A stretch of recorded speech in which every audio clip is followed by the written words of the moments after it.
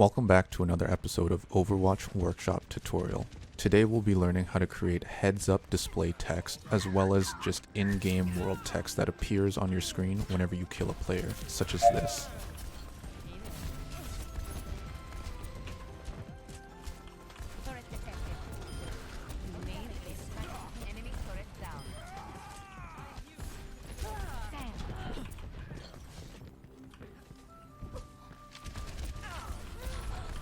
As you see up at the top left, whenever I kill a player, it displays the kill count as well as it says WOW in exclamation marks at the top of the screen.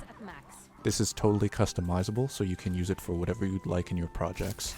So with that being said, let's go ahead and get started. As always, one of the first things I like to do is decide what modes I'm going to have. So right now I'm just going to keep it on Assault, and I'll just turn off these other modes.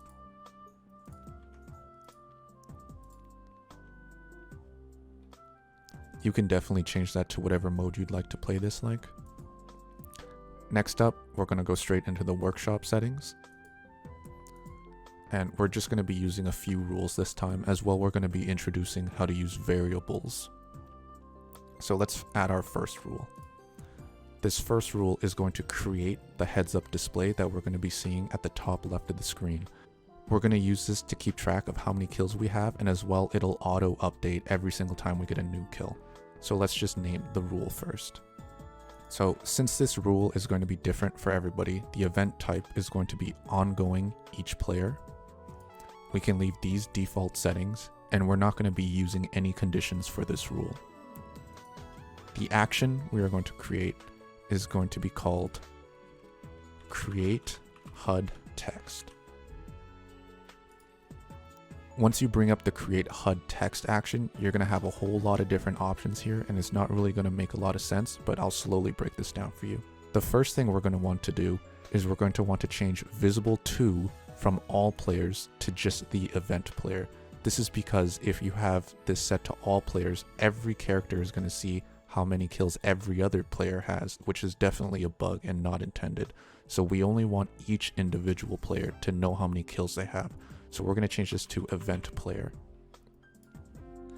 This next part here is going to display how the string or HUD text is going to look up at the top left.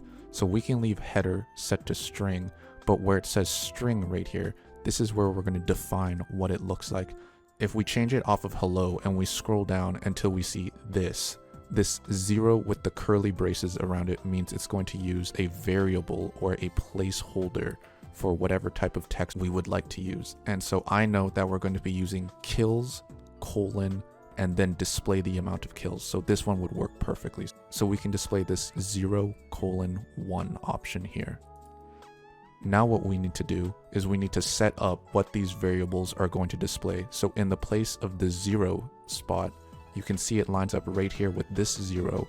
We're going to change this from null to the word that we want as a string. So first we need to type in string. And if we wanted it to display hello and then display the kills, this is where we could set it. But I know that we don't want it to say hello. What we want it to say is kills. So just type in kill and you'll have the options and just go ahead and select kills. Now this is set up for option 0. Next thing we need to set up is placeholder 1. You might get confused looking at this, seeing the 0, 1, and 2, and then as well another 1 and 2, but you just need to remember that we are only using this as the top level, and these ones are all bottom level of this 0 placeholder. We know that we don't have any other arguments in here, so we can leave these 3 options as null. And then we're going to move over to this 1 placeholder that is on the same level as this 0 bullet point. So in here, we're going to change this to a variable that we will set up in the next rule.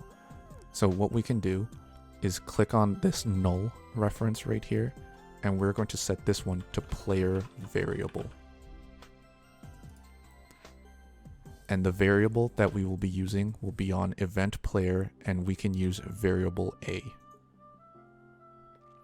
Everything else in here can be left as default as we will not be changing anything, but if you would like to change the color or any sort of information like that, this is where you can do it. But we'll just leave it as white for now.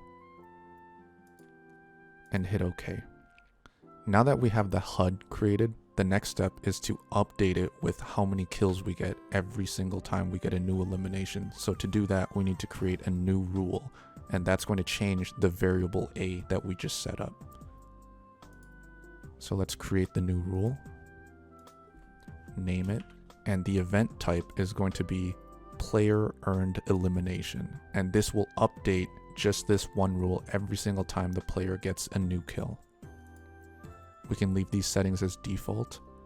So for this rule, what the action is going to do is it's going to set a player variable that we set up in the last rule, which is variable A, and we're going to update that with a new point every single time we get a kill. So what we do is we go here into actions, we change set global variable to set player variable.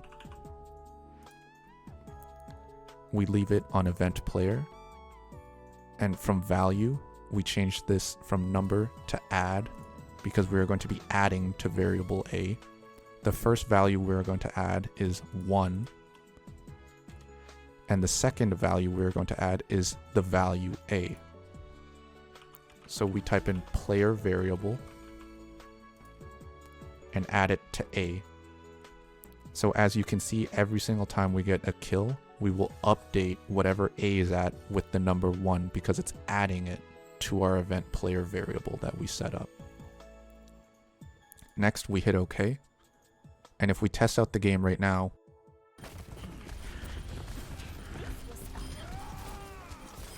as you can see, every time we get a kill, the kill HUD updates up at the top left.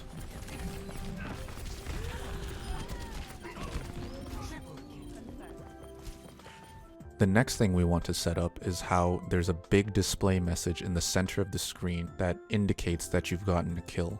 So to implement this feature, we go into Workshop, add another rule, and name it.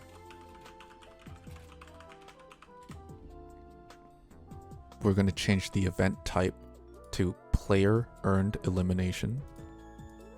Leave these default settings, and the action will be big message.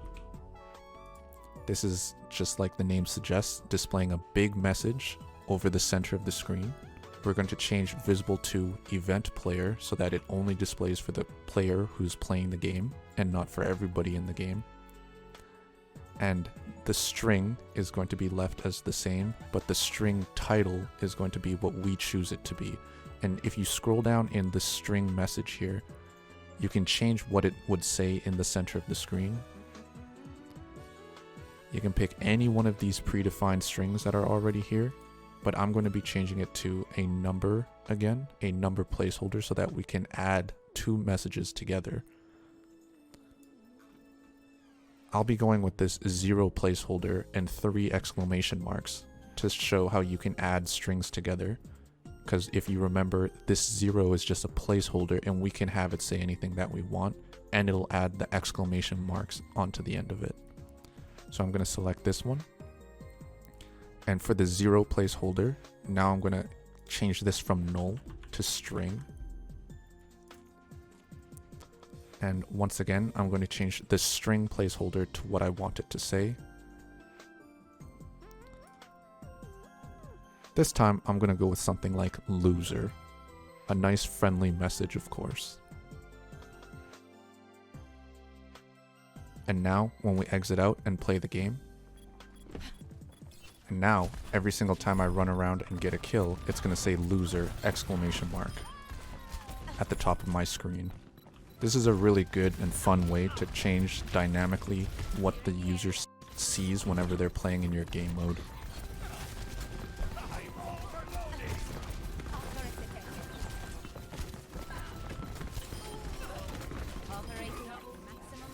As well, the HUD up at the top left is still properly keeping track of every time I get a new kill.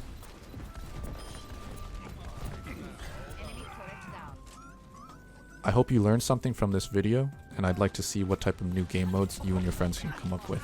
Thanks for watching.